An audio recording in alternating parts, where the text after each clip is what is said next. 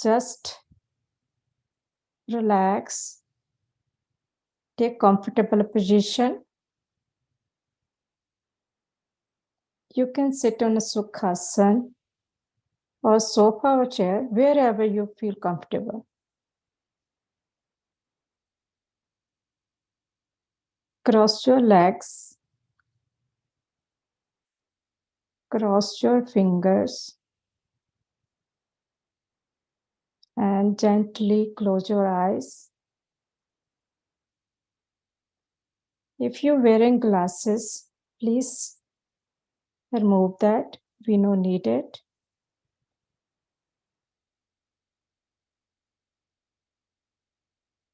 Before meditation, let's take 3 deep breaths to release if we have any stress or anxiety.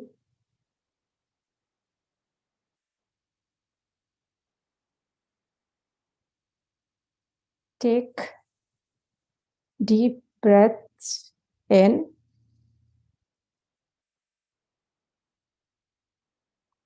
and release. Take all stress out. Take deep breath in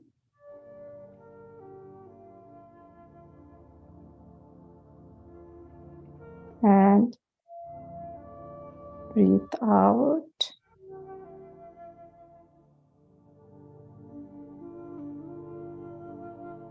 Take one more deep breath in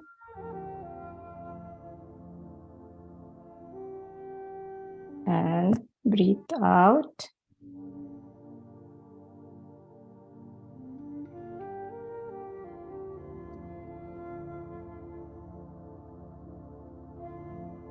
Now I will guide you to relax our body.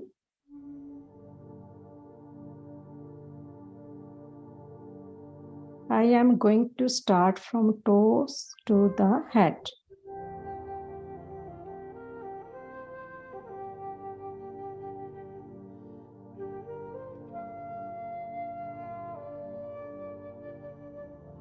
Both toes relax,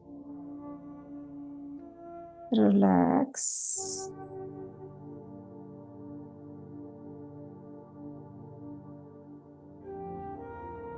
Give gratitude to our feet.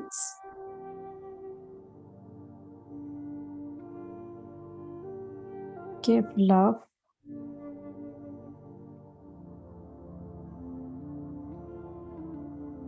Both ankles are relax, relax.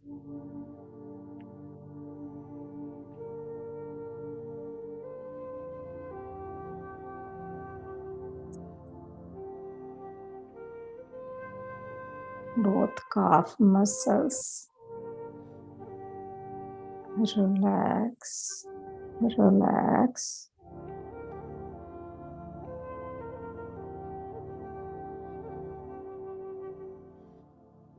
Both knees are relax, relax.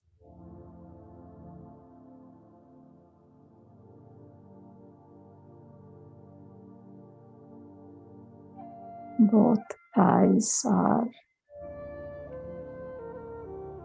relax, relax.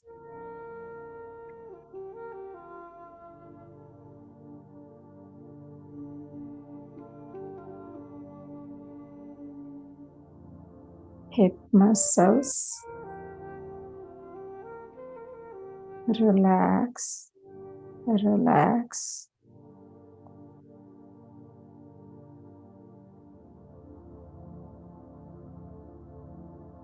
Lower back, middle back, upper back, relax, relax.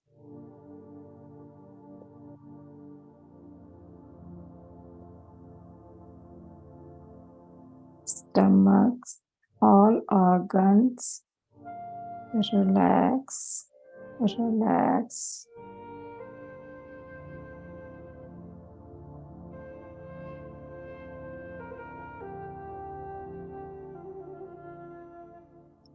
Chest, relax, relax.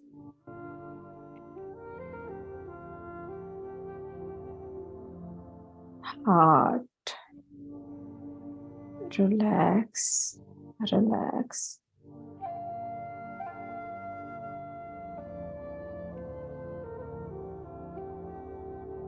Shoulders, relax, relax.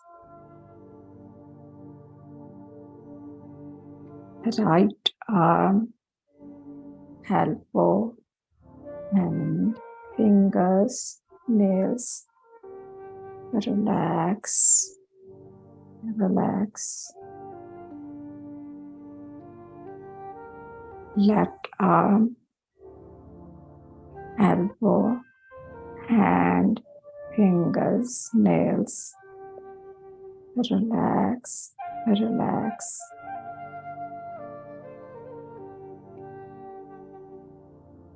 Neck muscles, relax, relax.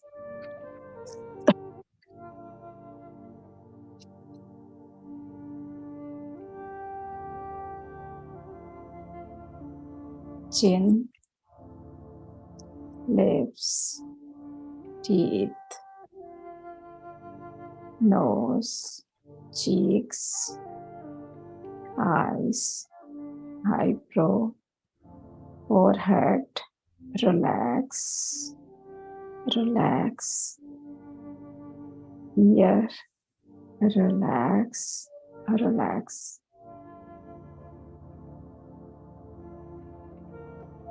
Head, back of the head. Here, relax, relax. Our full body, relax, relax. Now I gonna call masters to guide us, to give energy. Just connect with them.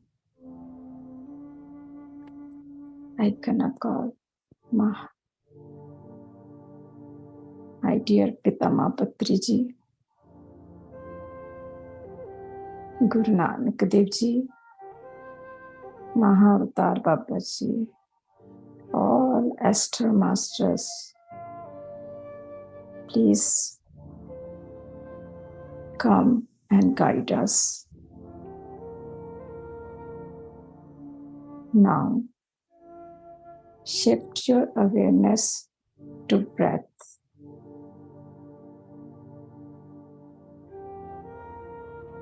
Just observe your breath.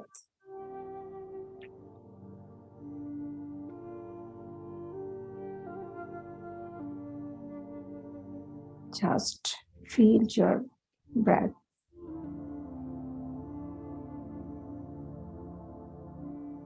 Just feel coolness.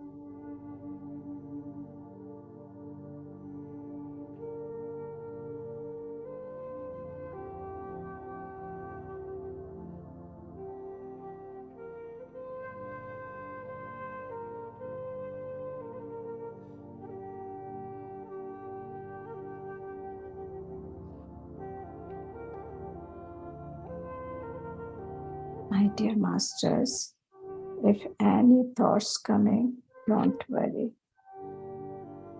Just witness.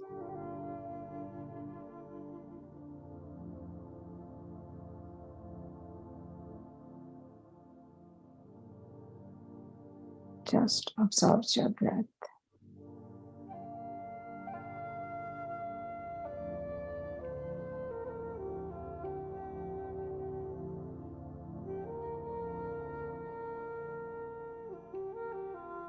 Just feel golden energy around you.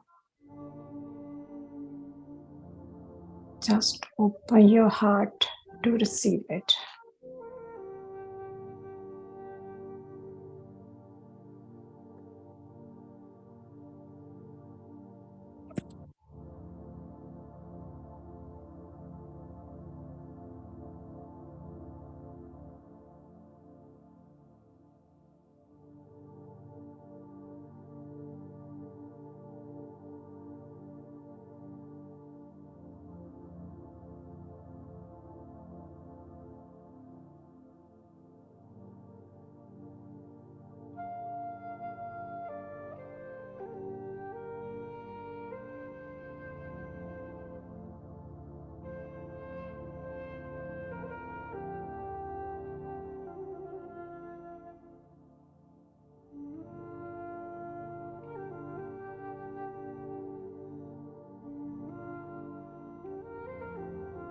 Just observe your breath.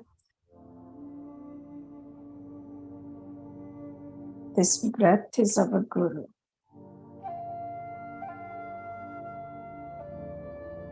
We came with that.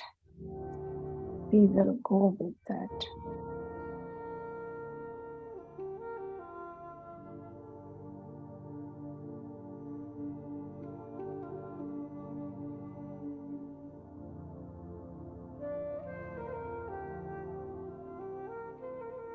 This is our time.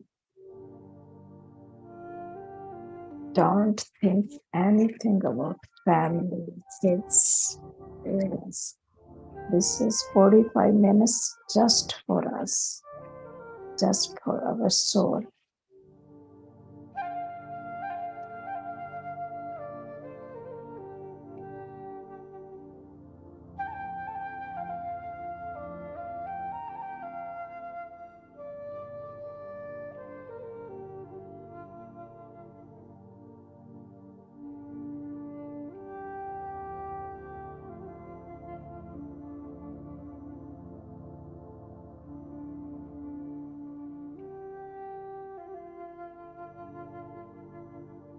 Connect with your soul.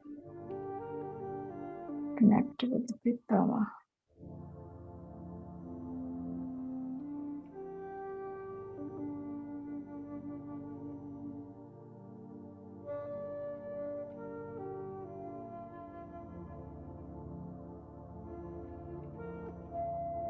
Just witness with your own breath.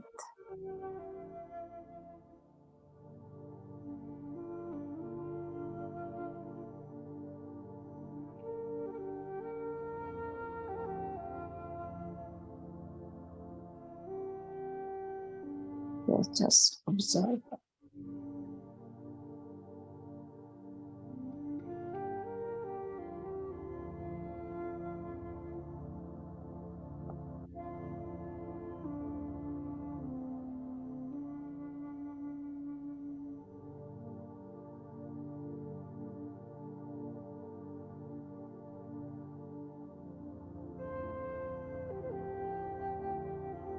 Just observe your breath.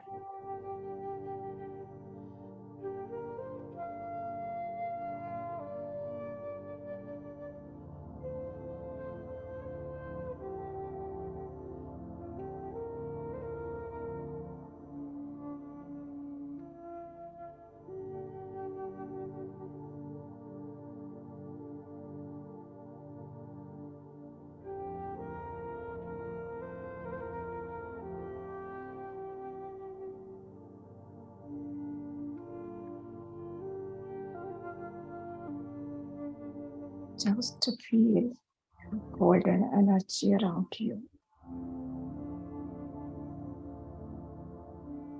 Open up your heart to receive it. Just surrender yourself.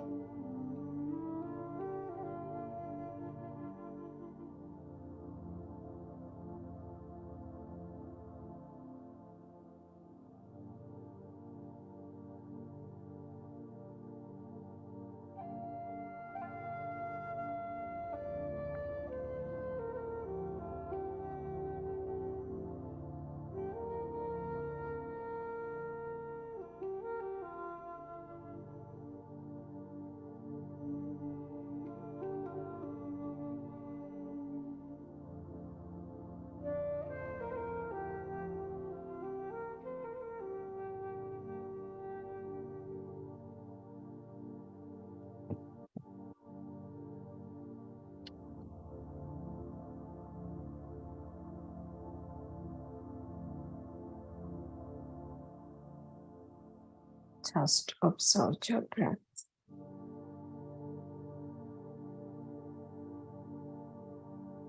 No worries if any thought coming. This is natural.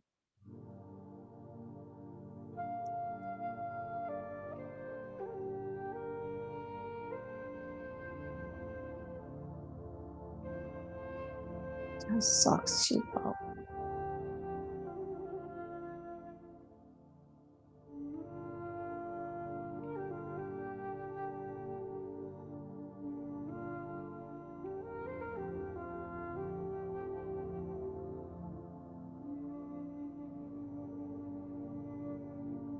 Just feel energy to your each cell.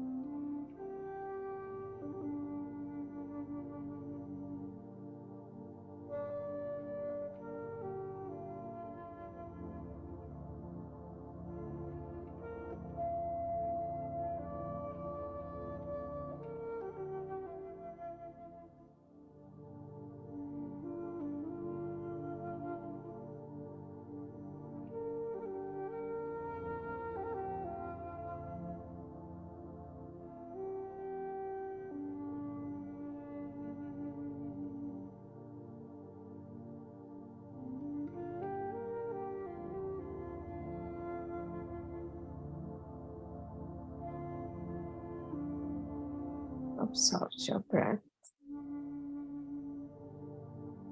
Connect with your soul. Connect with your golden energy.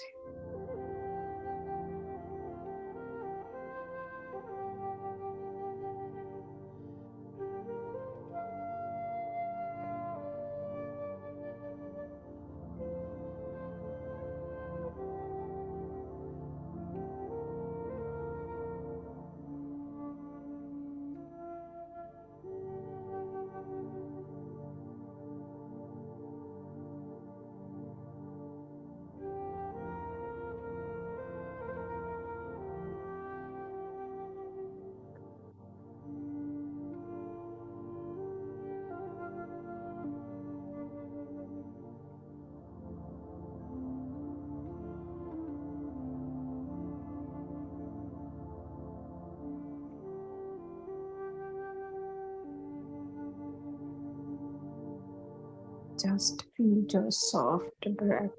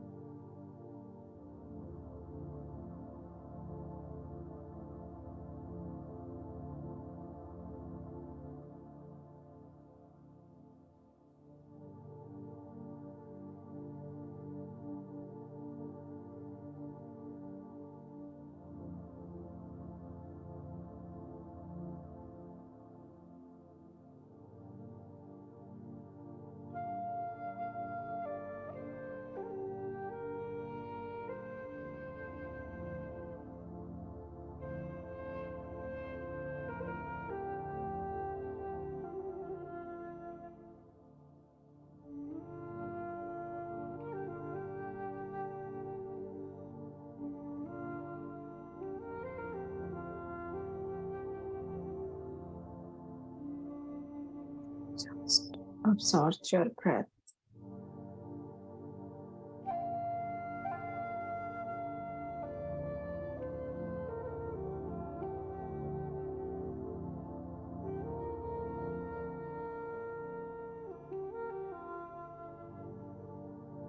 Just try to open up to receive cosmic energy.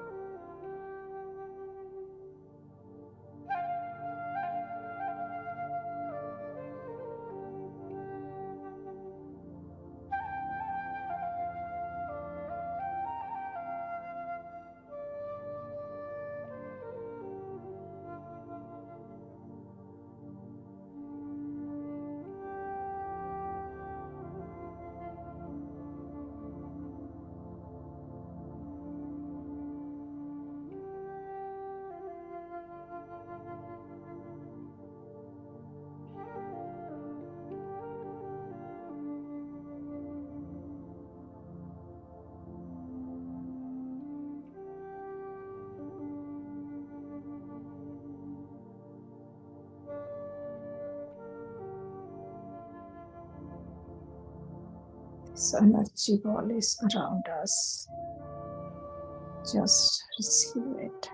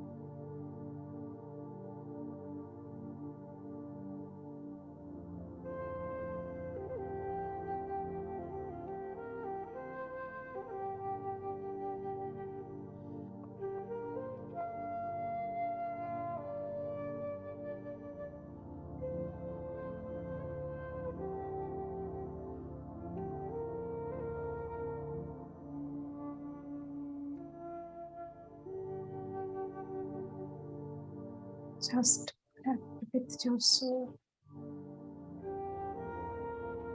your inner child soul.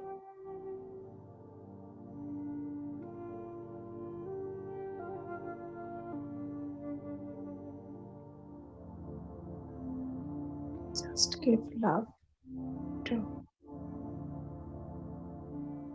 inner child soul.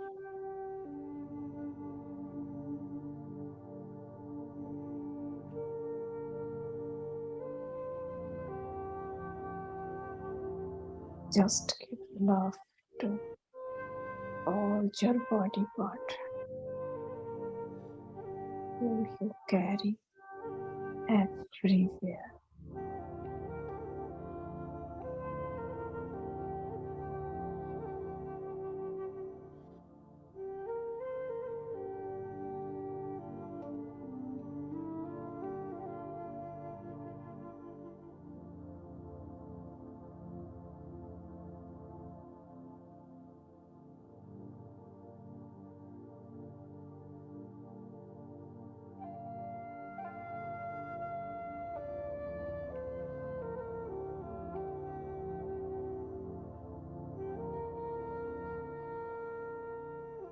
Just observe your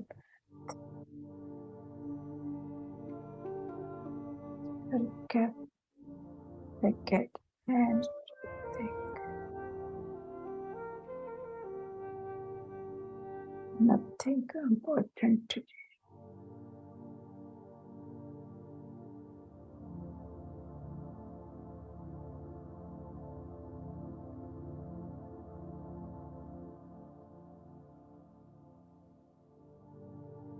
This is your time.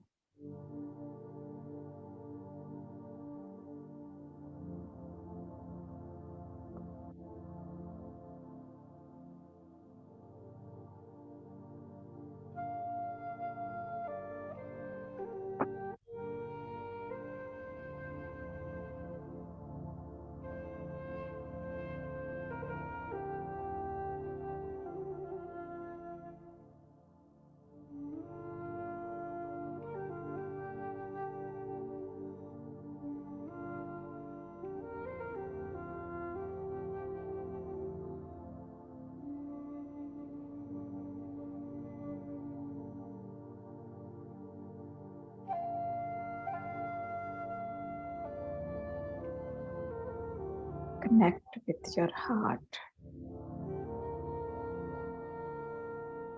Give love to your heart.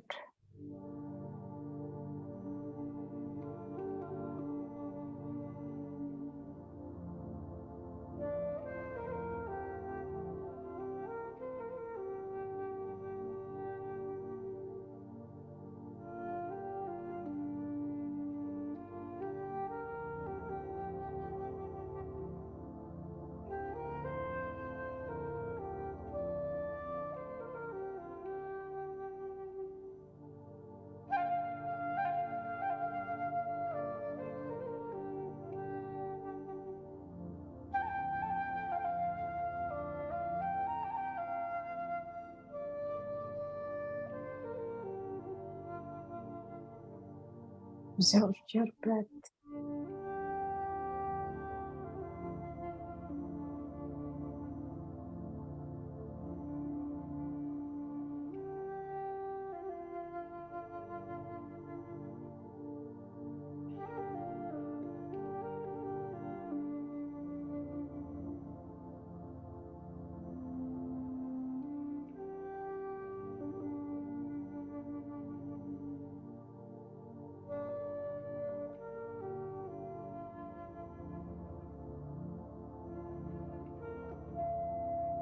Inner child is standing behind you. Just give big hug.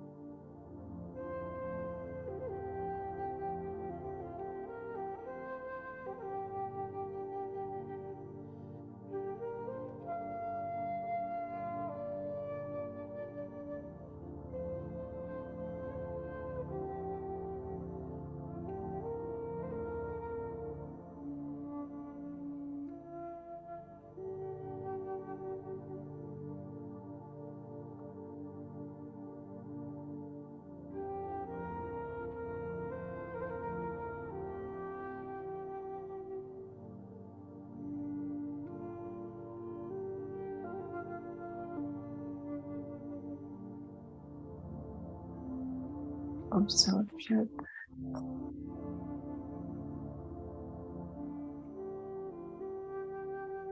soft and beautiful breath. Breath is our guru.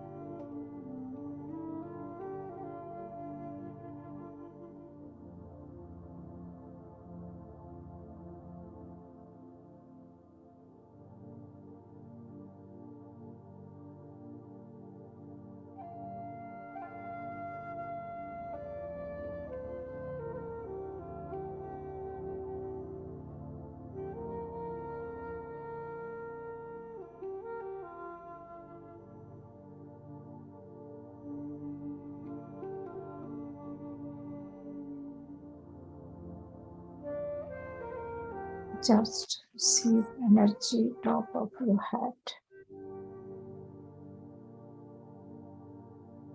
Energy coming top of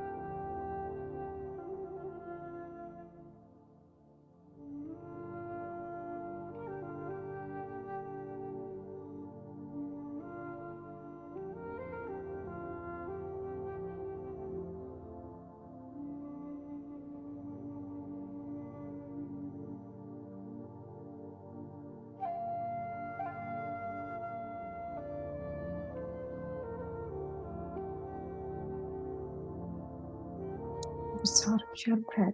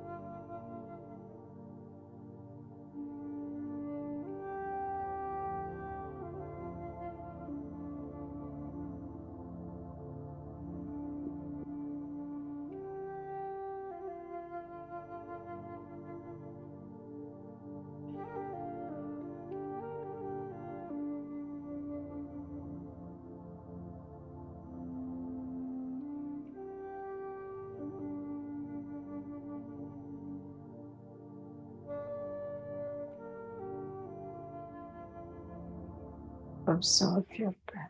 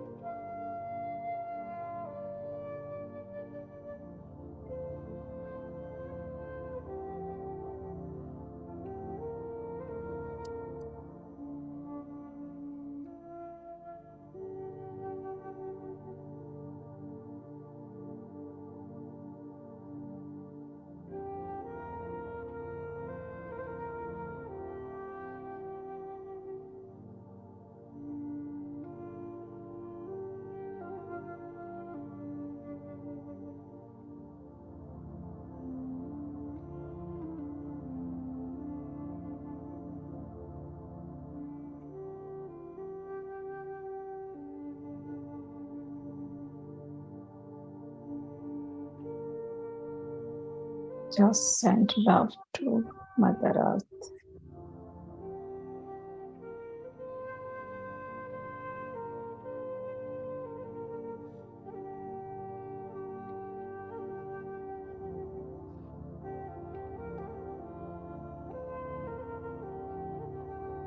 Send love to kingdom, animal kingdom, water kingdom.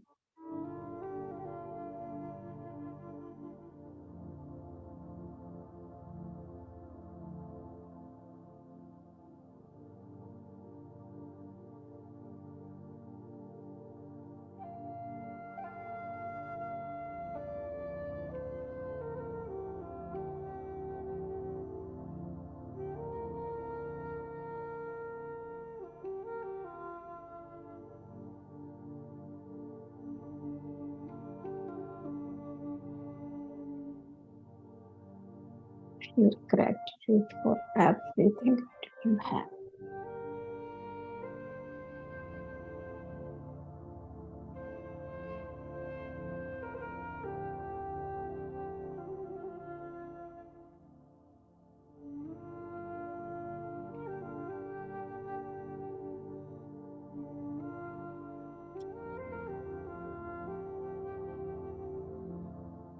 Five more minutes, masters.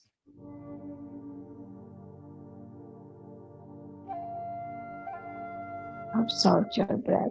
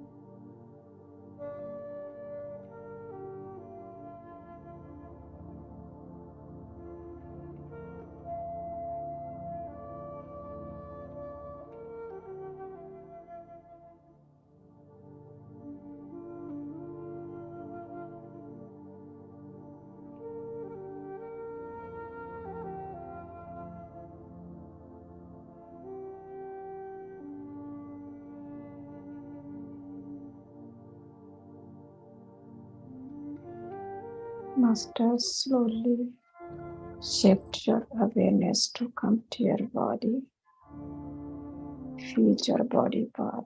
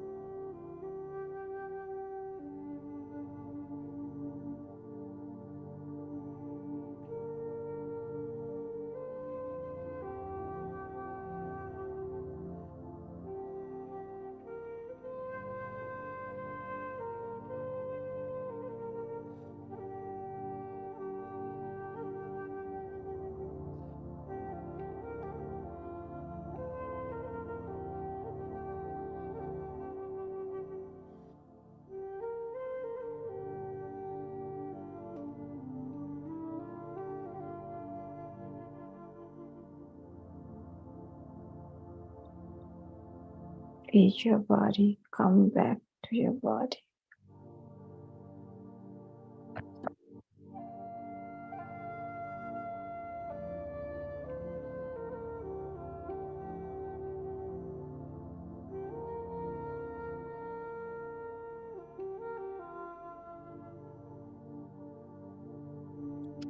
Slowly open your hand.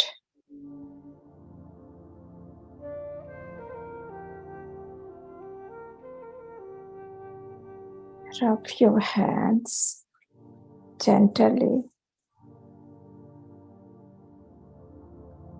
and place on your beautiful eyes.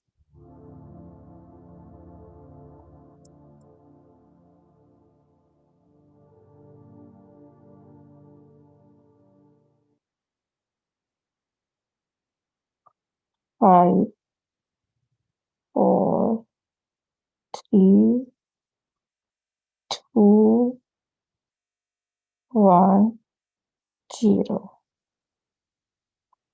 Open your eyes with a beautiful smile.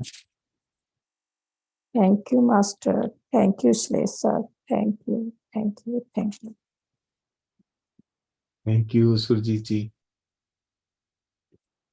We had a very peaceful and very deep experience tonight. Thank you so much. Thank you, sir.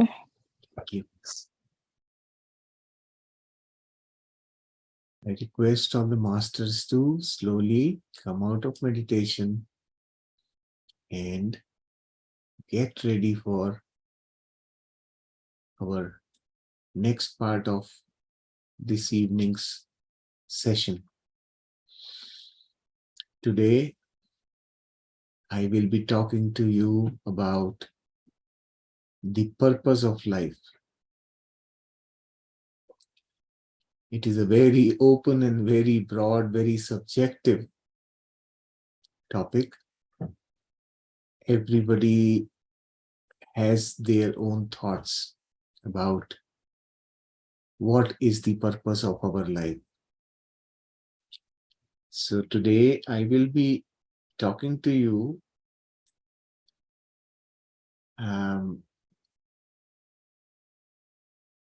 from the point of view of a spiritual journey. When we are not meditating in our, when we are completely engrossed living as a body, at that time, we all have definitions of what are we going to be doing in our life. Everybody has objectives, goals, and missions and whatnot, and they consider that to be the purpose of their life.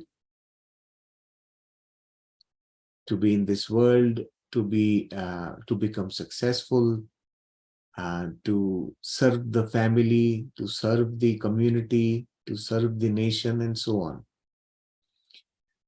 And then we come across life experiences which are very hard, very difficult life experiences. And under those life experiences, what happens is something inside us starts questioning us. What are we doing here? Why am I on earth? What have I come here for? Is all that I am doing so far, is that why I have been here? These kind of thoughts start coming at some point in our life. Most people get to these kind of thoughts. Some get earlier in their lifetime, some get it much later, and some people never get it either. It all depends on where they stand on their spiritual progression. So when this question starts coming, why are we constantly coming and then going back and coming and then going back, and even the reincarnation part, why is that happening really? So in search of that question, when this question starts to arise, that is what basically drives us on search for spiritual existence, search for our own deeper self, search for our meaning, our own meaning of me being here, meaning of who I am, what am I doing here? That question starts to create an inner curiosity, inner quest for knowledge. So the very purpose of our life, everybody then starts discovering. Slowly you begin to understand, well, maybe this is what it is. Then you hear people talking about it, and we keep wondering about it. Even what I have understood after a lot of deliberation, I would say mental activity, lot of thinking and lot of hearing. I have listened to Osho quite a lot. I've listened to Patriji so much, and so many masters I have listened, in so many books also I have read. And this question, I could never get a satisfactory answer. And probably even now, what I have understood so far may not be the answer. I will figure it out over rest of my journey on earth.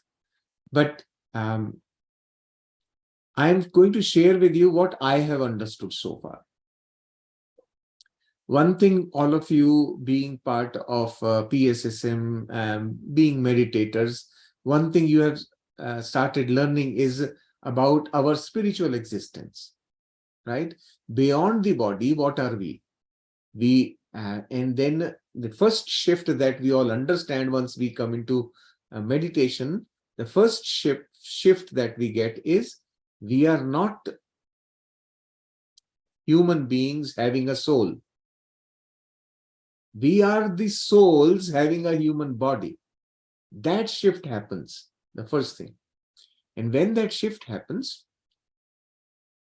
we begin to start understanding, okay, if I am a spirit, if I am a soul who has taken on a body to experience life on earth, then the question comes, why? Why did I choose to do this? What am I? When I say, well, I'm experiencing, I'm learning lessons, earth is a school. So we come here to learn. And many masters that I've heard, they say that earth is just like a kindergarten. Very, you see, initial training school where foundation is being created, but it is very initial part of our evolution. That's when we come to earth. So, and on earth, what happens is we get extremes of experiences. Extremes of experiences means extremely good and extremely bad. The pain is tremendous and joy is tremendous. Both the extremes we are able to experience, and those extremes actually accelerate our growth. We start growing faster. The same growth can be had without coming to earth. In astral realm, people are there also, they are learning and they are growing. But that growth is much slower compared to how we can grow here, because this is almost like a lab. Here we experience with practical situations. There we are learning in theory class, no experiences. Here we get actual experience, practical experience. So that is what is happening. We have learned that. Then the question that I used to get was, okay, even then, why do I need the experience? So that when I started digging deeper on that question, I started understanding that there are certain qualities that we are trying to develop. And the main thing that we are trying to develop is, in the most difficult situations, I should not lose my balance. In the most difficult situation, I should still not lose my balance. Losing balance means act in an irresponsible fashion. What happens when something wrong happens? You get angry, and in your anger, you behave in a fashion which is not your normal fashion. Right? So that means you lost balance. This is what we call. So in difficult situation, if you have lost your balance, what will happen? You will not act in a responsible manner. So our training is that in difficult situation, also if I am not losing my balance, then what is happening? I am mentally very strong. And then I can use my abilities, my powers, which I possess, in order to get out of that scenario without causing any harm, without destroying anything. If I am able to pass through difficult situations, then I have gone to the other side in a very winning state. So why is that necessary? That also I started asking myself, well, okay, if that is what it is, then what will I do with that learning after I learn, okay, now I have learned fully that in most difficult situations also, I am as calm and still as like the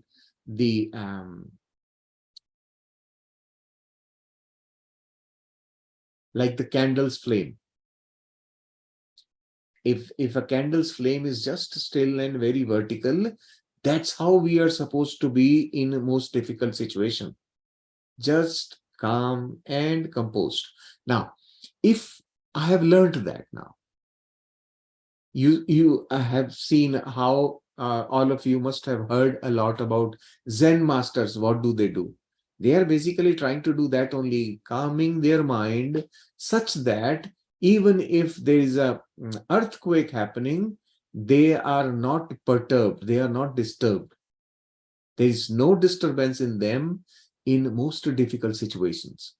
Now, what will happen if you are in that state of mind or in that state of your existence? Then you can be given the bigger powers. bigger powers, because then it is established that you will not misuse those powers. You will utilize, say, for example, if I have a gun, for example, what can happen if I am not calm and composed in difficult time? I may use the gun in a wrong way. I may kill somebody, right? So that power that when we receive power and we are not strong or balanced in our mental state, then we are more likely to misuse that power. So ultimately, all this training that we come to earth for, the purpose is that we are getting trained to become creators, the ultimate creators in the universe. All this expansion of universe that is constantly happening, this is happening because of those who have graduated to the level of creators. Those who have attained the balance, who are now in a state where nothing can shake them.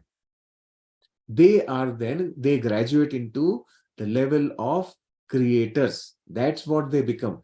Then they create things like this earth planet. They are given the powers then, or I would not say given, they attain the powers, the abilities to become co-creators. They are called co-creators. They become part of the creating. In our Hindu system, we call them Brahma. Brahma is the creator, right? Brahma is supposed to have created this universe. So likewise, we all attain that state ultimately, and that comes from being able to use our powers without any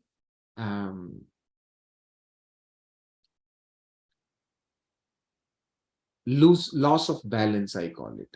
Loss of balance is, once again, is very difficult to explain. Basically, without misuse, I would call it. Even for a fraction of a second, we should not be in that shaken state. Then we are ready to handle more power. So this is what I have understood. And to be in that state, we have to develop our, Buddha said six such qualities that we have to develop. If we have fully developed those qualities, then we will automatically be in that state. And those 6 qualities are our patience, generosity, wisdom, ability to concentrate. There are 2 more. I will find that information and tell you. So there are 6 they have defined, and those 6 qualities, one of them is discipline. 5th one is discipline, and there is one more.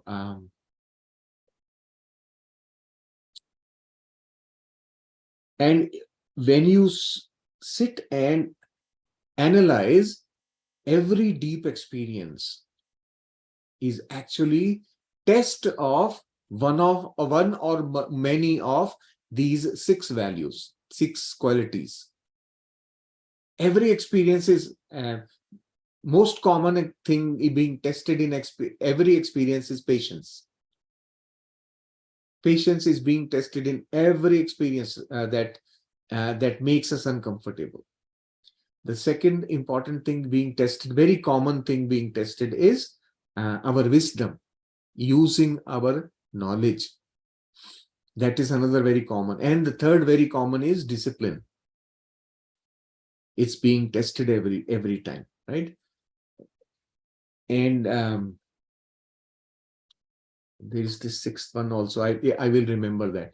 Now, so understanding this, when I understood this aspect, then it started making sense, because every time I lose my balance, I find out that in my case, mostly it's lack of patience. And as I'm meditating more and as I'm learning more about things, I am automatically developing. I'm much more patient than what I used to be long time ago. So over the years, my patience is improving. I'm able to remain calm in routine problems that happen in life. Nowadays, I don't feel disturbed, right? And when I began to think about it, I am being given bigger challenges now. In the next few months, I will go through much bigger challenges for testing my patience. Is going to be tested. So that's how life unfolds and then presents to you the opportunity to test. When you begin to feel, well, okay, yes, I think I am very patient now, boom, you will get an experience to test it. Opportunity, I call it. It's an opportunity when you can test and figure out, well, okay, there is still a little bit I have to work. There is more work necessary, right? Like that. So this is, I found that seems to be a logical conclusion in my mind, that's why I am here.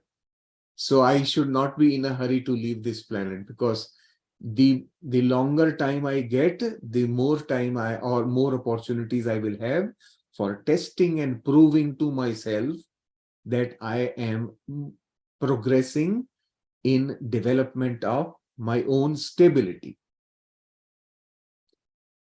That's my conclusion. And all of you could have very different views, and that's okay too. So I would like to hear from some of you what you think about it.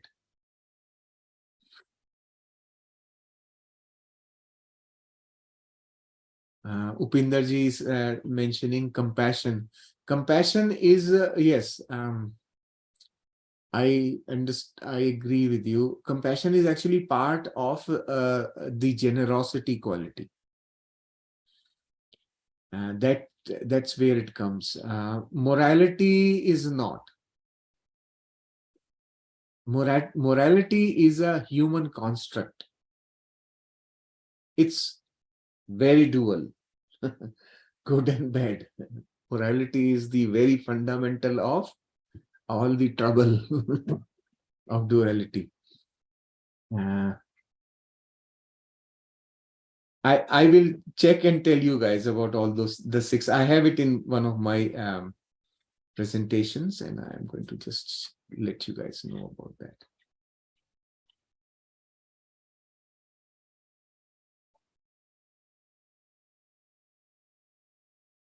But yeah, any one of you would like to say something about this thing, you can talk about it. And in the meantime, I will figure out that 6th item. Yeah, so here I have it in front of me now on my computer. So generosity, discipline. For discipline, we have 8-fold path. It is also mentioned as part of the Patanjali Yoga Sutra. Patience, diligence. Diligence was the 6th one. Diligence. Then meditative concentration and wisdom. These are the 6 qualities we are trying to perfect. And when we have these 6 qualities perfected, we will automatically be in that state of balance. Yes. So, all right. Yes. Jess, you can, yeah, unmute and speak. Yeah. Hello, sir. Thank you so much. Thank you. Thank you so much for this beautiful discussion. And thank you so much, Surjit ma'am, for the beautiful meditation. I really went deep in this meditation today. Sir, actually, yeah, sir, this is a beautiful topic. I'm so glad that you've explained it so beautifully and so clearly. Just within a few minutes, you've explained it so clearly. I have had this question in my life for a very long time. What's really my purpose? And I can say that I've had this question since I was a teenager. I would ask myself, like, what am I doing? Why am I here? But then what I'm thinking is, sir, that I understand that we get lost in the chaos of, everyday worldly affairs. But if we stay in awareness, I believe, like, even when we stay in awareness, our worldly affairs also are sort of teaching us these lessons, helping Yes. us understand, Yes. right? And taking us towards that path, because we're learning to be more accepting, we're learning to be more forgiving, and because our worldly affairs bring challenges to us. And when we sit and meditate, and when we sit with ourselves, and when we engage in these conversations, we realize that, oh, the challenge that I was facing, or the challenge I'm facing, how am I supposed to face that challenge? Am I supposed to face that challenge with resilience, or am I supposed to be afraid of it? Now, I'll give you one example. For instance, sir, I was listening to Dr. Vandana Shiva today. Actually, I'm very glad my mom introduced me to her work. She's such an amazing activist. Now, her purpose of life, I'm seeing the purpose of her life. She has done so much work. She's an environmentalist. She's an activist. If she wouldn't do the work that she's doing, the world would be at a huge loss, right? She's the seed activist, right? Her books are absolutely amazing. She's talking about so many amazing things, saving the farmers, mainly mainly agriculture. How she talks about how everything is interconnected, So the thing is, if her purpose of life, it's taking her towards that. It's taking her towards that. Her journey is taking her towards that understanding. If she won't fight against the injustices, now she is also involved in her. I'm sorry, I'm not putting this properly. If she wouldn't be involved in the purpose of her life right now, with the worldly affairs, because everything she's doing has everything to do with, our physical life, right? Food that we eat, food that comes to our table, where does it come from, right? How the multinational organizations are trying to create chaos, how the artificial intelligence is taking over. She's questioning every single thing. If she wouldn't do that, then the world would be at a huge loss. Don't you think it's connected with the spiritual journey? I'm sorry, I'm not able to put this in the right words, but do you understand what I'm trying to say? Yeah, I understand. I understand. You if you were not a meditator, you would be so excited about this whole thing. These things don't excite me anymore nowadays. But sir, I am a meditator.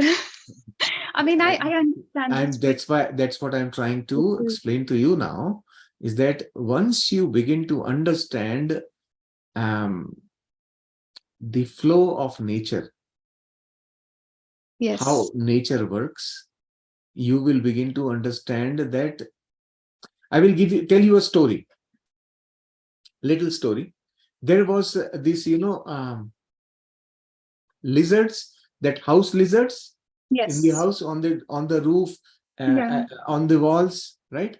So there was a lizard who used to live on the ceiling, inside the house, on the ceiling from bottom, right? And there were other lizards who used to live on the walls. So one day these lizards on the wall were saying, well, okay, we are going for a party, why don't you come along? She said, oh, sorry, I can't. this lizard on the ceiling, she said, I'm sorry, I can't come. They said, why? She said, I am holding this ceiling. If I leave this place, it is going to fall. This is what most of the people think. Okay, yes. Nature is so much more powerful. It has existed for millions of years. Nobody has been able to do anything to it. We only talk about it. There are a lot of hidden agendas of people behind many things. And for everything, you can contest from both sides. This is a logical world where you can debate for and against on any subject. You just need the skill, right? So when we become meditators, we have to stop debating. We have to learn to understand how the nature works. Think about it. How many ascended masters have come and gone? Is human being still free of suffering? Yeah, that's true. So many masters have come and delivered so much talk. But I don't know of any one master who ever tried to change the world. They only said, this is what I have experienced. All the great masters will never tell you, you do like this. They will say, I have experienced this. Why do they do that? Because they also know that you have come here to create the mess and experience the mess so that you can learn from it. That is why Patriji used to say, no interference. Now, when a normal person listens to this, they will say, nonsense. Arey, if we don't do, who will do? Right? Yeah. They are all holding the ceiling.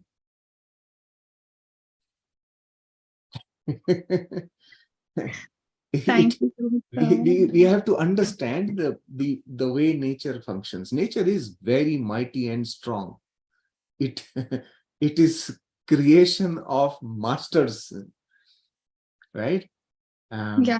It knows its own balance. What we call as human evolution is only solving old problems and creating new ones. Yeah. Problems haven't gone. Human beings who were used to eating fresh fruits from the trees, they learned to do agriculture and grow things. And when they started growing, then they had to learn the method of consuming them. So they learned to cook. And when they learned to cook, they started eating that. And by eating that, their bodies started complaining. Then came the doctors. Oh, we will solve this problem. Right?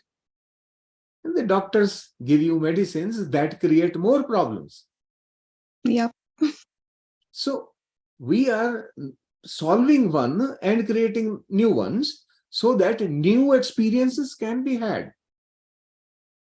Old experiences we are all done with. We've gone past those wars in the field with swords and everything, cutting hands of people and beheading people. It was a normal thing. That doesn't happen anymore, mostly. So that is, we call that we are civilized. But understand the problems that civilizations bring. You're not at all civilized, sir. I mean, it's becoming more and more complicated. Yeah, new ones come. Basic human nature is to create problem and then resolve it. And the whole process is very well defined so that we can learn and evolve.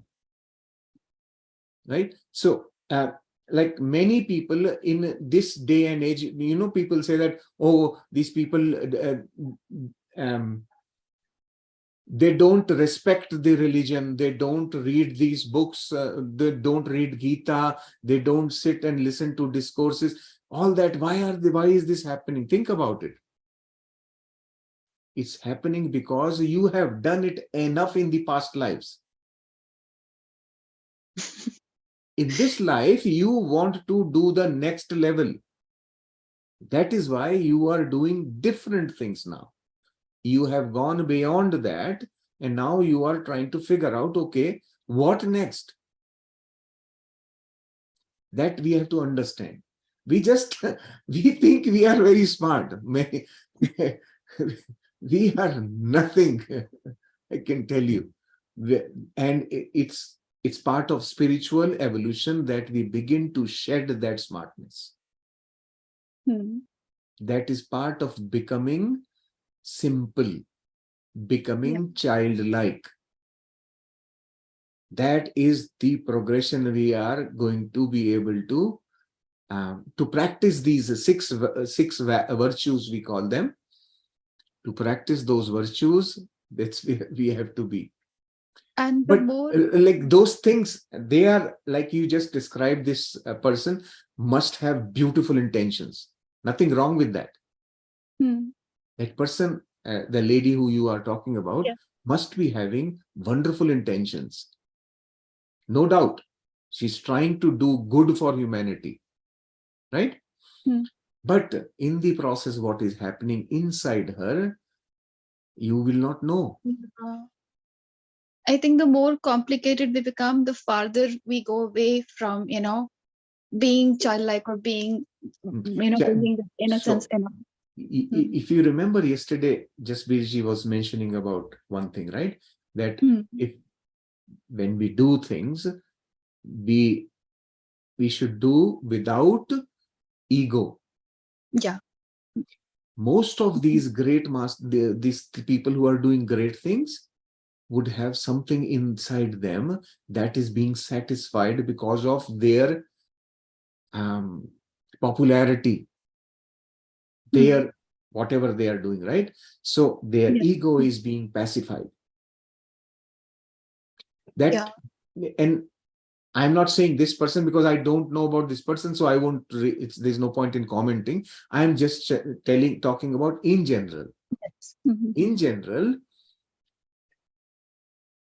when we allow things to happen, then do things, that difference when it starts to happen, then the fragrance spreads by itself. Yes. Right? It automatically, the nature takes you in your arms and lifts you up. That's how strong it is. So I have never been very impressed by many such things, and there are lots of people who are doing it. They are just shifting the earth to the next level of difficulty. That's what is happening. Think about it. On earth, if everybody is happy, would you want to even come to earth? Yeah, that's you true. will not learn anything whatsoever. If everything is smooth and peaceful and everything is just so beautiful, you will learn nothing. Then this planet will become a bad school, the schools where students don't do well. That's what this earth will become. That's why it has never become like this. In millions of years, 72,000 years of human existence,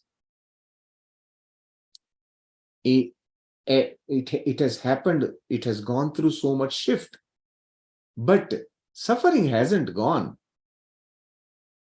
Bad hasn't gone. Yeah. So that is necessary. It is necessary. It will not go away. Yes, sir. Hmm. But sir, okay, sir, what about the Bringers of the Dawn, for example, the book?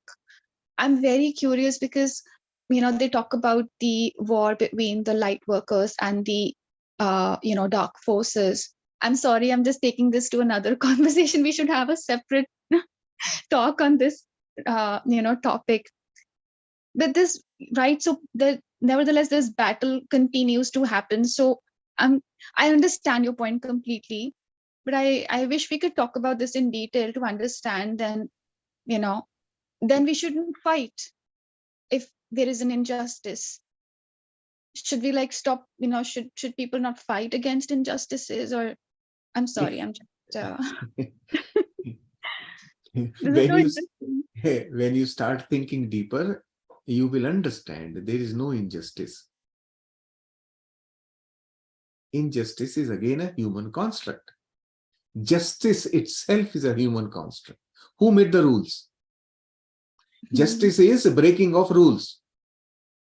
Something which is not just is unjust. And that definition of just is human construct. We created the rules. And those rules change from time to time. So what great have I done if I have fought for justice? This was the accepted norm in this society, and I fought for it. Fine. But after 3 generations, what I fought for will be declared a useless thing.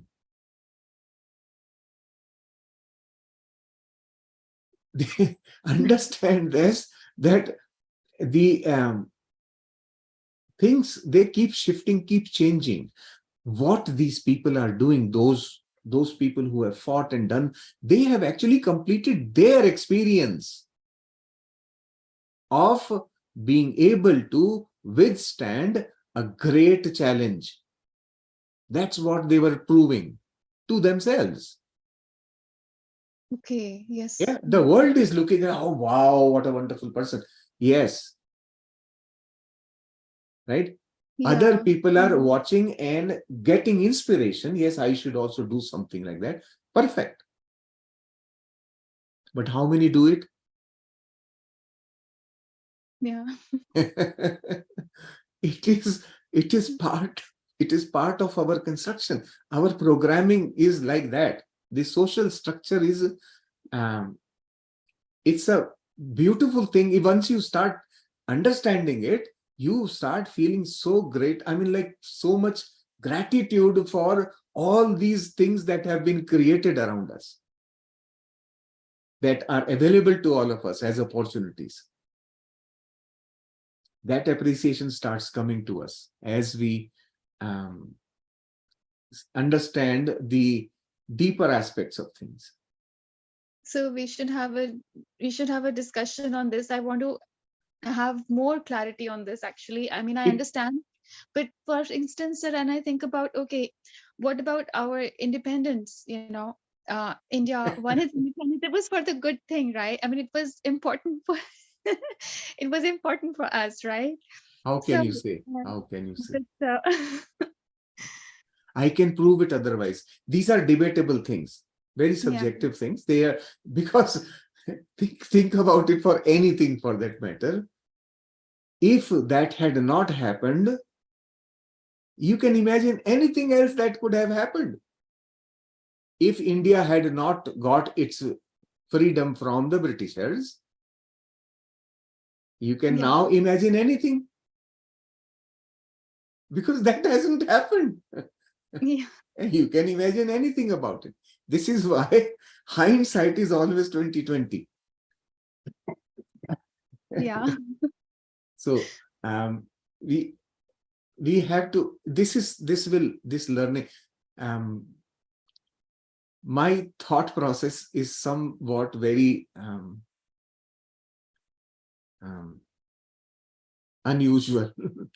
So this, you guys will feel a little strange about many things that I say. But then it's just my own understanding, how I understand my existence and existence around me. This is what I share with all of you. No, thank you so much. Obviously, sir, you have more knowledge and wisdom on these topics. So obviously we don't. So I guess I'm trying to understand these things. I'd love to have a separate workshop on this so that we can probably do some Yeah. brainstorming and understand. There is a spreadsheet that Umaji has created. You can write down the topics that you want to hear, and we do that every Sunday morning. Yes. We just pick one thing and keep talking about it. Okay, sir. I will write this down on this topic, the purpose of life. Okay. Thank you so much, sir.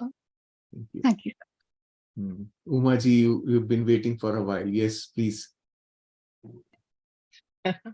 Namaste, Shailesh-ji. Yeah. Thank you so much for the wisdom today. While waiting, I'm actually enjoying the conversation.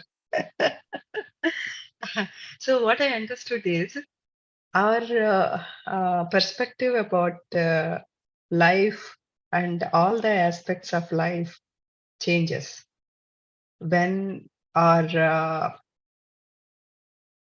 when we are growing spiritually. That is what I understand. Yes. So, like as Jess was feeling injustice and cruelty and all those things, I also used to feel this. So just a minute. Am I audible? Yes, you're audible. Okay. So I also used to feel the same, but once your the clarification you have given makes sense, definitely. And my question is, you might have many of the audiences or attendees today might have heard about Purnatma and Amshatma. I read something on this topic. So Purnatma, right? Purnatma is the our Atman completely. Where does part of our complete Atman, not part, complete Atman is at Karan Sharir, like causal world. It exists, and we bring part of it to this planet Earth, Amshatma. So everyone, what I learned through that text was, we try to grow as a Purnatma by gaining experience, by experiencing and becoming perfect or whatever we say, by learning those 6 virtues that you mentioned.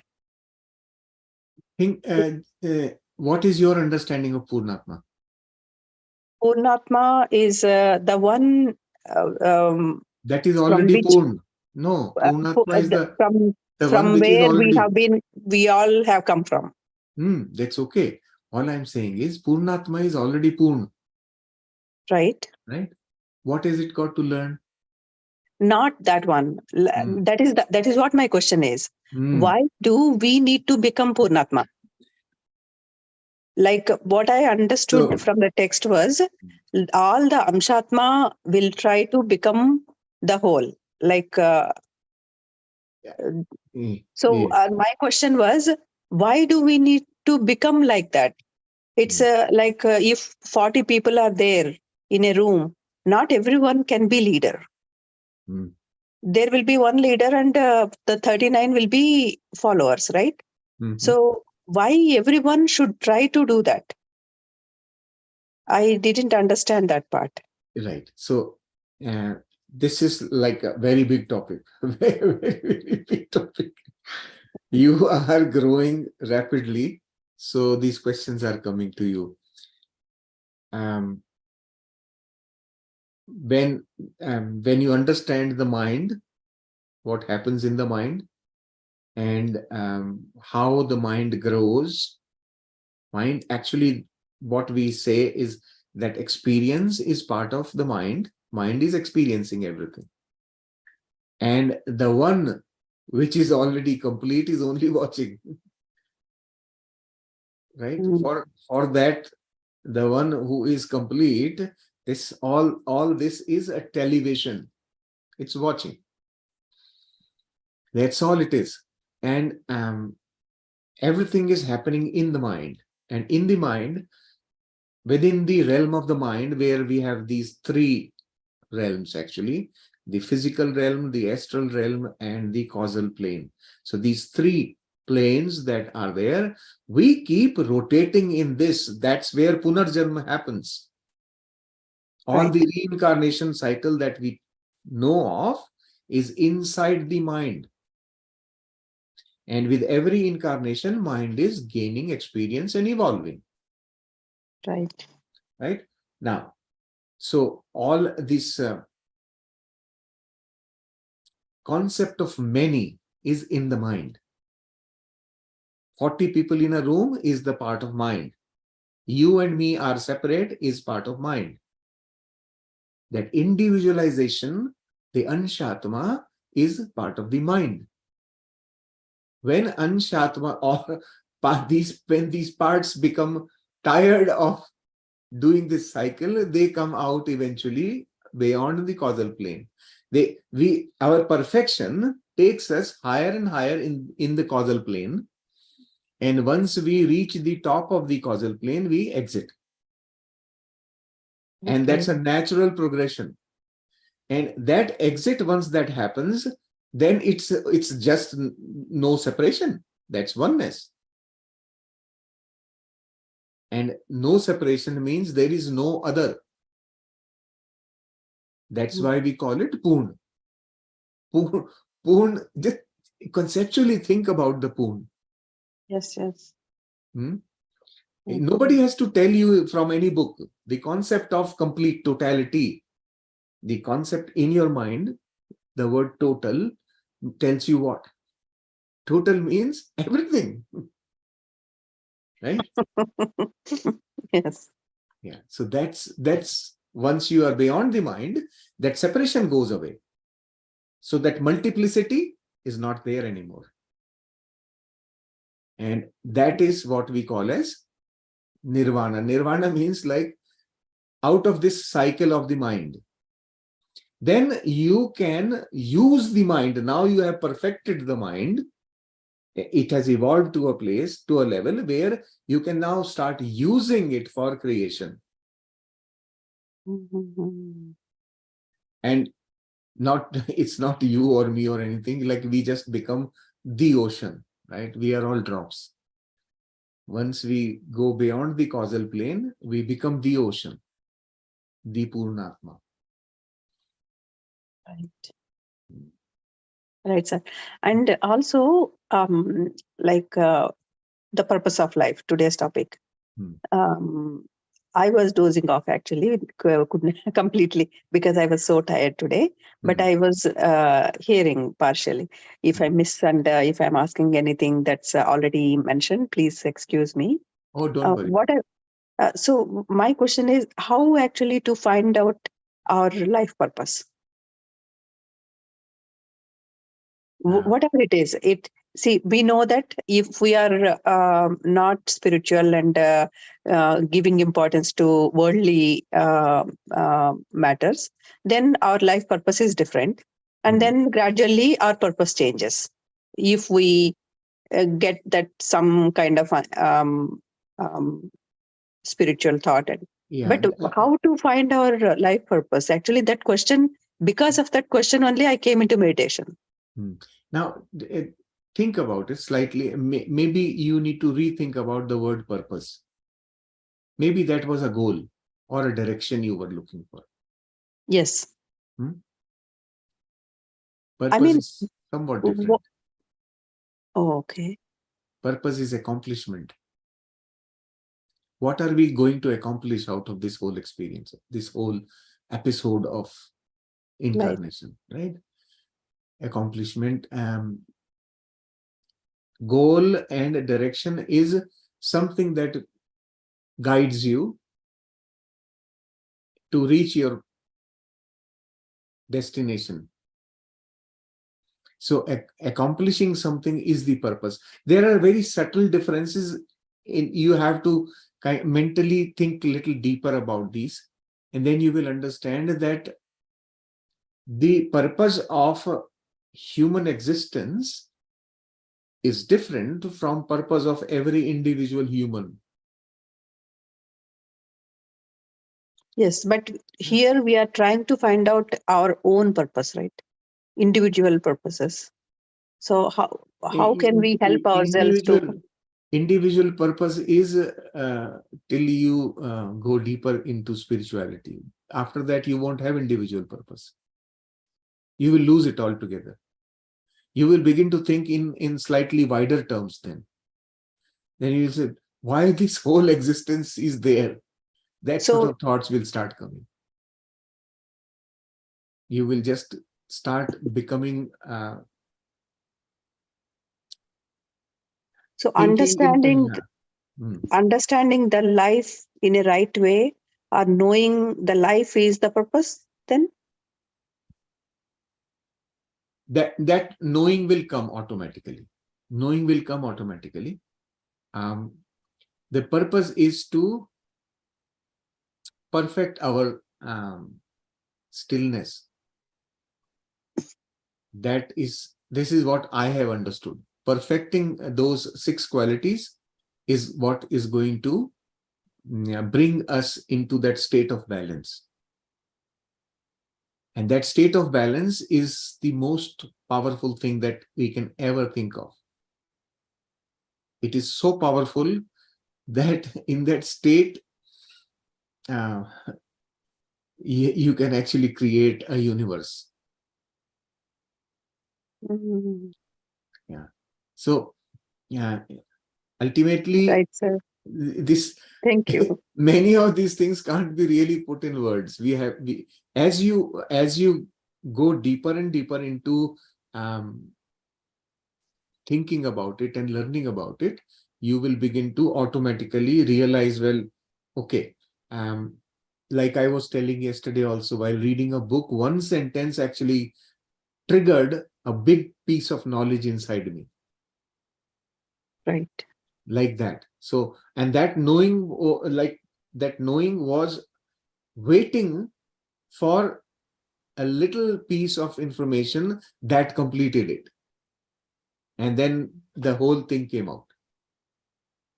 We will talk about it in one of the Sunday things. I will tell you. It will feel very strange when I tell you. But most of these new things we are learning, initially they will feel strange, and then you begin to feel, well, no, that seems to be normal. Right. Actually, you're absolutely right. Sorry to interrupt, but that's exactly, I mean, I totally resonate with this part, because no matter how many things I accomplish during the day, when I sit down with myself and when I'm able to connect with myself, I get the most peace. And I totally, sometimes, sir, when you're not able to do that, when external circumstances, I know that's actually the learning, right? We're not supposed to get impacted by the external circumstances. But, you know, for instance, they say that, okay, be with nature, stay away from negativity, right? If we are constantly surrounded by, I'm very grateful for that, but I'm just saying that there are people they're not able to find that opportunity to connect with themselves, right? So then they have to fight those circumstances and get away from those circumstances so that they can connect with themselves. What I'm trying to say is that this, the act of trying to, again, you might call that nature, but then shouldn't they do that? They have to act, right? For instance, they say that, okay, we should not have ego, but we should have some amount of, certain balance. Like, yes, have faith in yourself that you can get through the challenges, get through the lives. If you get through your life, if you don't have that faith in yourself, then, and if you let everyone or every circumstance take over, because because you are surrendering to nature, then how will you move on? How will you learn? I mean, how will you get to this path of sitting with yourself and finding that peace? Like I had to, for instance, bring some discipline in my life. For instance, I was on Instagram. I have my account, but I have been off Instagram since past 1 month. And I saw, my God, I had to take that step, even though, my friends, and there are so many people who tell me like, why are you off? Like, we're not connected. I'm like, no, I don't have the time. I'm making this change because it's important for me. I need to have that discipline in my life. So I'm just like, this is my question, and this is where I feel like, oh, I need more clarity. Like, shouldn't I do things? You should. Discipline is one of the 6 virtues, right?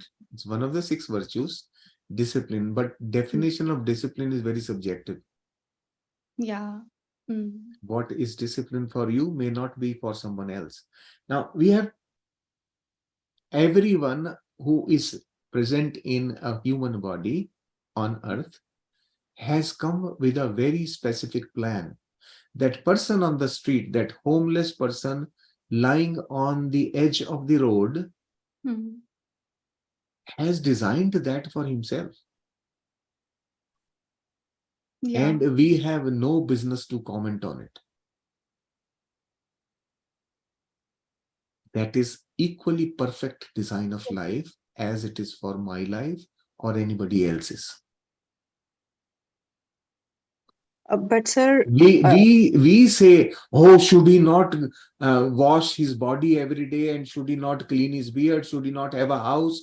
That should is my definition, not his.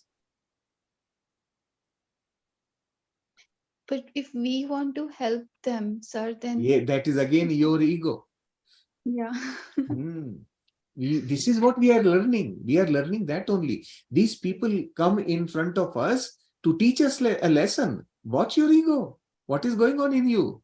Right? Because looking at them, something gets triggered inside us. That is what needs to be worked on. They are props. Anyone around you in your life is a prop to create the feeling of realism in your experience. oh my God, this is all so very deep. Needs to be like, this is so But- good. This is so new. I'm sorry to interrupt. Please go ahead, Uma ma'am. But this is so new to me right now, that what we are learning, I never thought of it this way. I mean, I understand like part of this conversation, but like this is new for me to understand and embrace, right? So this is very interesting. Yeah. Thank you, sir. yes, I'm understanding, but even it's new for me too. But I completely agree, because I mean, I have learned this concept of like designing our own destiny or life on earth. So I can definitely understand what Shailesh ji is saying. So thank you, sir. Yes, just Birji wants to add something. Yes, sir.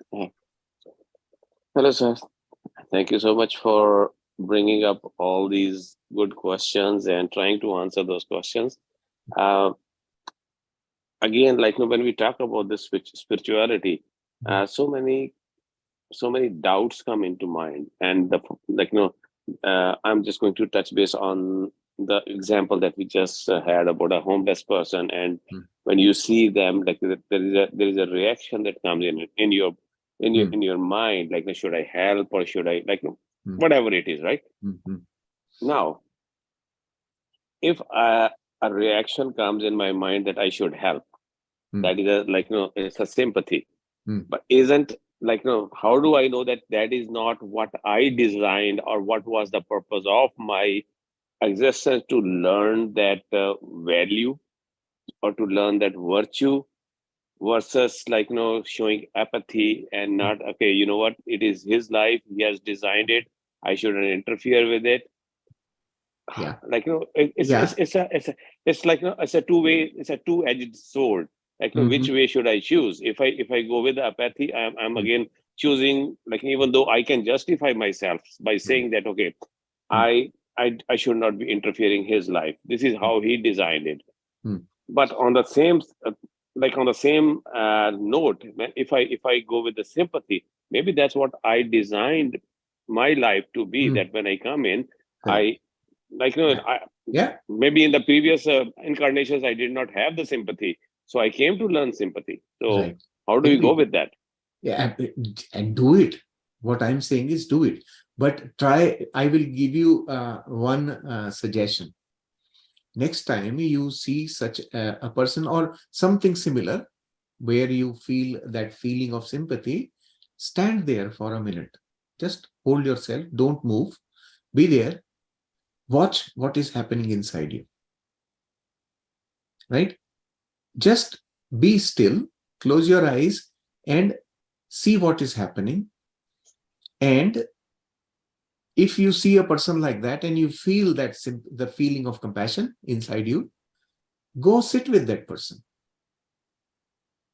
Spend 5 minutes with the person. That's when you will begin to see in reality where it came from. Because I know there have been some instances that I see somebody like that, actually, tears start coming from my eyes. Yes. So that I will tell you, those could be your inner remembrance of a past life. That's possible. And I will just share an example. This is actually a actual dialogue between me and my wife. As you know that we have a small doggy with us. That's our third family member. We had gone to the vet and we were waiting. And in the meantime, there is another gentleman who is talking to the doctor. And doctor is actually my friend. And they were actually discussing about the end of life situation for the poor dog that they had, because he has had some health issues or whatever, and he was asking how do we put him down, and the vet said, whenever you are ready, just let me know. If you want to stay, you can stay. If you want to go, you can go, and all that. Just by listening to that conversation, I got so filled up with emotion. I was crying actually. I couldn't even talk to my wife. I was basically how it's such a difficult situation. It is such a difficult decision that they had to take. And even though the person was very casual, maybe he was a very advanced soul. He had that detachment. He had learned that virtue of detachment, which I still haven't learned.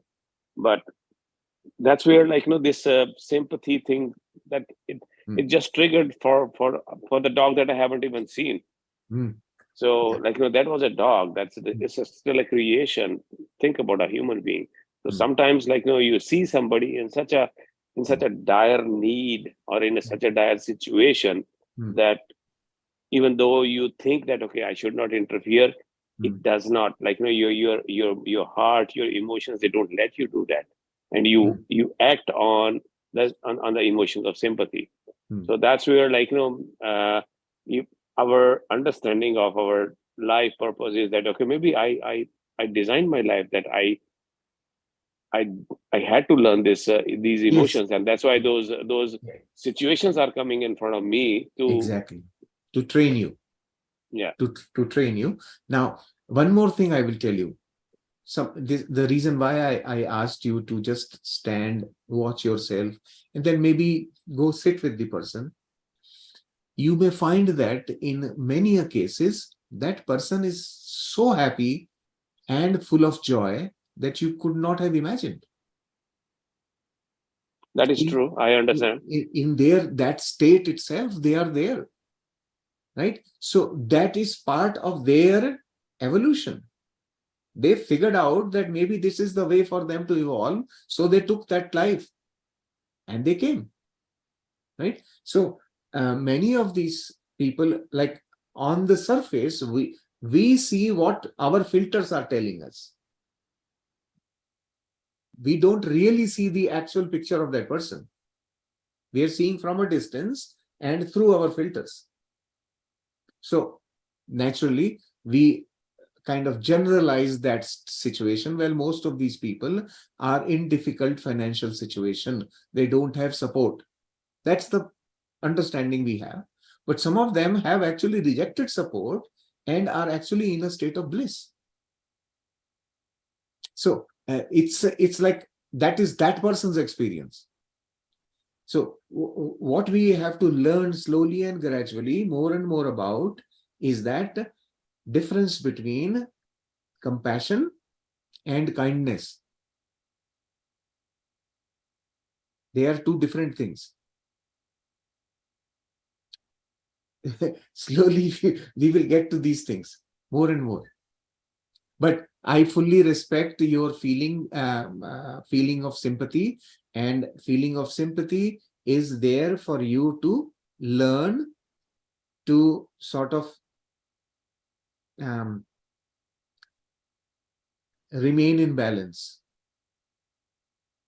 Even in that situation, how do we maintain our balance? That's a difficult situation. And in that difficulty, how did I maintain my balance? It doesn't mean apathy. You may still have compassion. When will your compassion be tested? If that person turns to you and says, can you help me? And at that time, your compassion will come into picture. So, like you will gradually, through these experiences, maybe you are being prepared. You are being prepared for something in your life, possibly. So we learn and grow. Just learn and grow. Yes, it is like, it's a very difficult. Usually, it's a difficult situation. Like, Yes. what to choose, sympathy or apathy? Like, it's not a straightforward answer. Like, No. because if you just, like, turn your head and move away, it will not let you sleep in the night. The thought keeps coming and haunting you. You should have a help. You should have a help. Maybe Yeah. that person is in a need. Maybe they cannot ask for, like, for help, unless, like, it's like, think about it like a little child who cannot say anything. You just, like, you just basically, by looking at the situation, by looking at the the the like, the moment, you make a decision. Okay, the child needs something.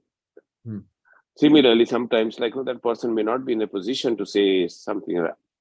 Although, like, I do understand that they could have achieved that situation where they are, like, they are in a bliss. They're in a state of bliss, probably. Who knows? But we don't know that. We, like, and that's where, like, that helping or no helping, sympathy versus apathy come into play. It's a very difficult situation.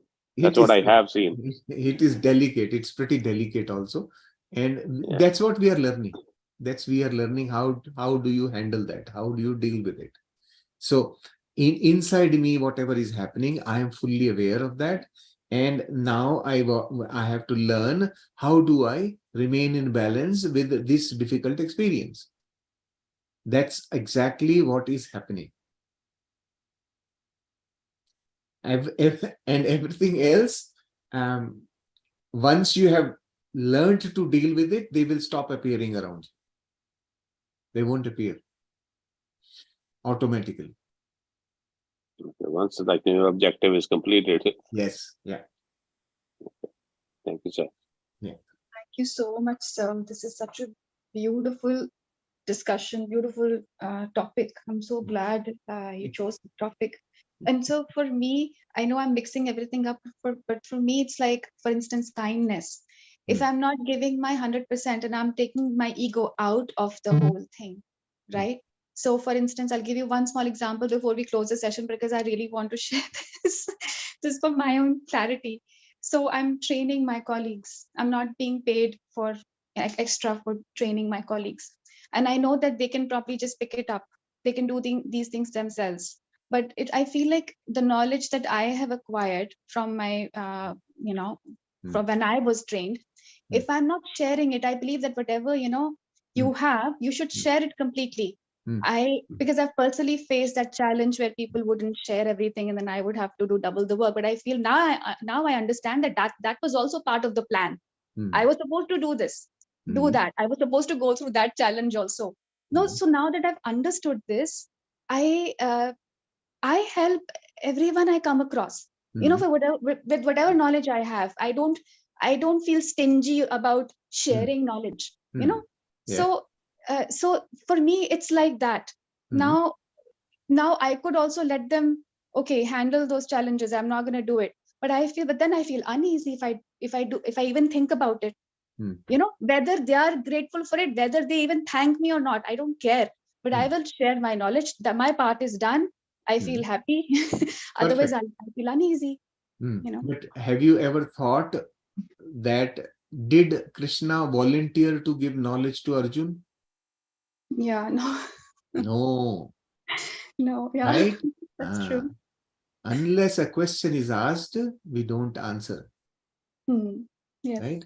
I do this knowledge sharing here for what? I don't do it for all of you. I do it for myself. Trust me. I'm very honest about it. It is for my growth that I do this, because every time I speak on a subject, I learn. I'm hearing as well, right? Whatever I'm saying, I'm hearing. I'm learning simultaneously together with everyone. So it is a very personal, selfish motive for me. Right? Yeah. Amrita ji, you want to say something very quickly? Yes, I have a very quick question for you, sir. So, like, Jasveer sir just gave us, he was mentioning about like you said that, sometimes when you see some people in need, which we perceive to be people in need, essentially they might not need our help, right? And then, like Jasveer sir's mentioned that, you're always in that dilemma that, what if I should have asked that person out and seen if, what if he needed help, but he did not ask me. So is it okay for us to actually, even if they don't come back and ask us, even if, let's say, we are driving and on the roadside, we see somebody sitting in a difficult, situation, and looks like that person needs help, but that person is not asking us for help. Is it okay to go ahead and ask ourselves? Is it okay to go and ask them, do you need help? And then help them out? Or does it again go against our plan, like against their plan? You can definitely ask them. If you are feeling compelled, go and ask them. Ask them, can I be of help? Right? And then if they ask, give them help. If they don't ask, just move on. At least you would satisfy your own desire. You can do nothing wrong. The best thing that, this is something I have read once again. And I listened to a lecture by a Buddhist monk. And in that lecture, they said that one of those things that we are perfecting is generosity, dan, tyag, and like charity. So that generosity, the biggest element of generosity is giving your time to somebody. Right. When we do generosity with money or with the seva, physical seva, or with what you call knowledge, whatever if we are doing, we are being generous of all those things. Each one of these things, actually, if you go to the root, is time only. Right. It is our time that is what we are giving away, which is the most precious thing. Time is the most precious thing we all have, right? It never comes back. It's spent, gone, right? So if you are able to give time to somebody, sit and listen to them. That is the biggest charity you can ever do. So if you come across somebody, maybe you just want to go and sit beside and watch. You will know about yourself as well as that person, both the things. Automatically, energy does that information transfer. And then maybe you may not even have to ask a question. Right. Sometimes, yeah. So these are some things we can actually think about. Do more thinking on that. But yes, there is so many ways in which we can try it out, and each one of us will have a different thing that will impact us, because what is happening inside is different for each of us. Right. Sir, Thank you. Sir Shailesh sir, Hmm. what I feel is most of us are being compelled to help others because of our religion also, I think. Our religion also Belief teaches us system. to, Belief system. yes, belief system, Hmm. teaches But- us to help others. True, but So- religion has taught us so many things which we don't care, right? These are things which are human nature. That feeling of compassion is our deepest, actually, it's our deepest quality. Compassion, sympathy is our deepest quality. And that thing starts to come out because we have gone through miseries either in this life or in past lives. That memory is still there. Right. And these experiences have come to our life for us to be able to release it. Really? Yes. We have to release those blocked energies. Wow. Yeah. So they come to us, like I was telling Jasveerji also, once this is over, they won't appear around you. That was the meaning. Right. We have to release that energy that is blocked in our existence. Okay. Thank you, sir. Lots of things here. Thank you. Today we are past 2 hours. It is too late for all of you in the night. We will continue our discussion, but I mean, I can keep talking forever on these things. But I'm so happy to share what I have understood. Thank you, masters. Thank you. Thank you, everyone. Good night. Thank you. Good night. Have a wonderful Thank you night. so Thank you, much. everyone. Thank you. Thank you so much, sir. Thank you, everyone. Thank you, sir. Thank you, sir.